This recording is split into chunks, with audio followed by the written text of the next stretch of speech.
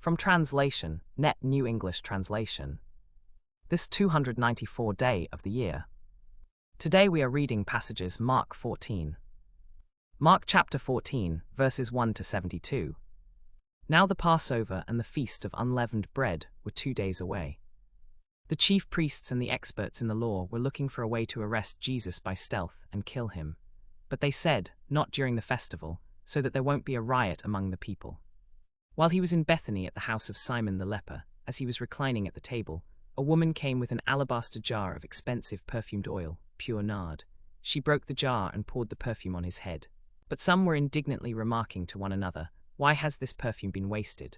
For this perfume could have been sold for more than 300 denarii and given to the poor." And they scolded her harshly. But Jesus said, "Leave her alone.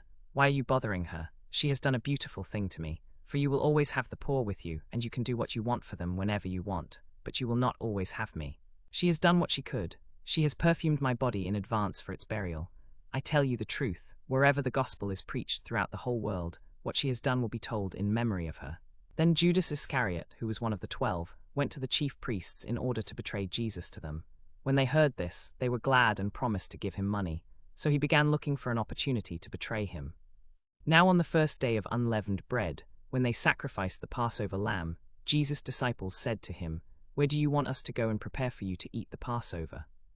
So he sent 2 of his disciples, saying to them, "Go into the city, and a man carrying a jar of water will meet you. Follow him. He will enter a house and say to its owner, 'The teacher says, where is my guest room, where I may eat the Passover with my disciples?' He will show you a large room upstairs, furnished and ready. Make preparations for us there." So the disciples left, went into the city, and found everything just as he had told them, and they prepared the Passover. When it was evening, he came with the 12. While they were reclining at the table and eating, Jesus said, "I tell you the truth, one of you will betray me, one who is eating with me." They were distressed, and began to say to him one by one, "Surely not I." He said to them, "It is one of the 12, the one who is dipping bread into the bowl with me. For the Son of Man is going just as it is written about him, but woe to that man by whom the Son of Man is betrayed. It would have been better for that man if he had never been born." While they were eating, he took bread, and after giving thanks he broke it, gave it to them, and said, "Take it. This is my body." And when he had given thanks, he gave it to them, and they all drank from it. He said to them, "This is my blood, the blood of the covenant that is poured out for many. I tell you the truth, I will never drink again from the fruit of the vine until that day when I drink it new in the kingdom of God." After singing a hymn, they went out to the Mount of Olives.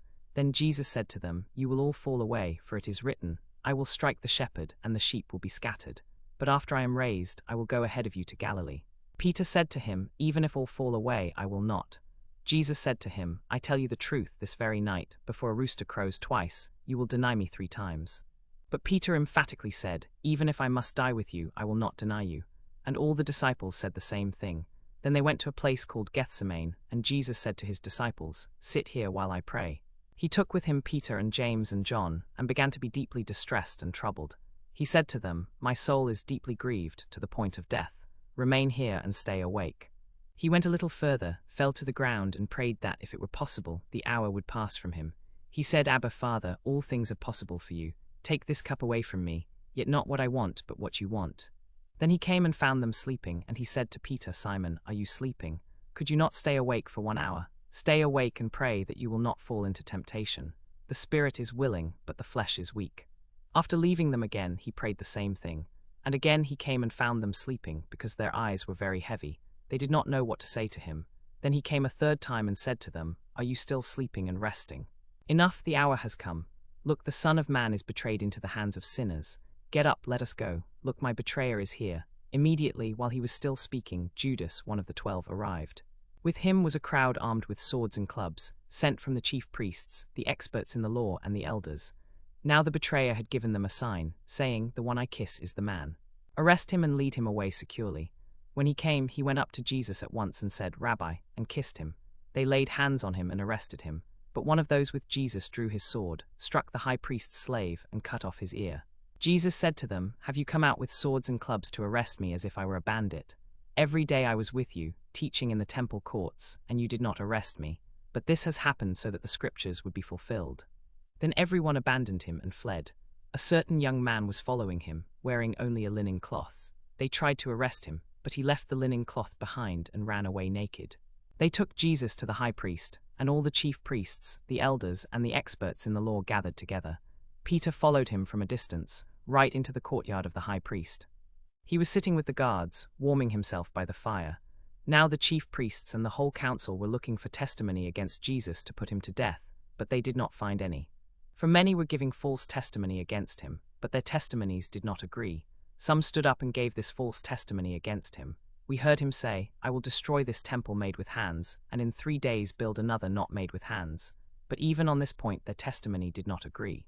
Then the high priest stood up before them and asked Jesus, "Have you no answer? What is this that they are testifying against you?" But he was silent and did not answer. Again the high priest asked him, "Are you the Christ, the Son of the Blessed One?" "I am," said Jesus, "and you will see the Son of Man sitting at the right hand of the power, and coming with the clouds of heaven." Then the high priest tore his clothes and said, "Why do we still need witnesses? You have heard the blasphemy. What is your decision?" And they all condemned him as deserving death. Then some began to spit at him, and to blindfold him, and to beat him, and to say to him, "Prophesy." And the guards took him and beat him. While Peter was below in the courtyard, one of the high priest's slave girls came by.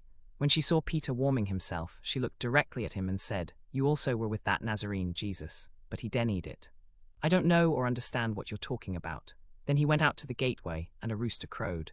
When the slave girl saw him there, she said again to those who were standing around, "This man is one of them." But he denied it again.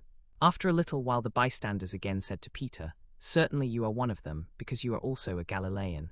Then he began to curse and swear, "I don't know this man you're talking about." Immediately a rooster crowed a second time. And Peter remembered how Jesus had said to him, "Before a rooster crows twice, you will deny me 3 times." And he broke down and wept.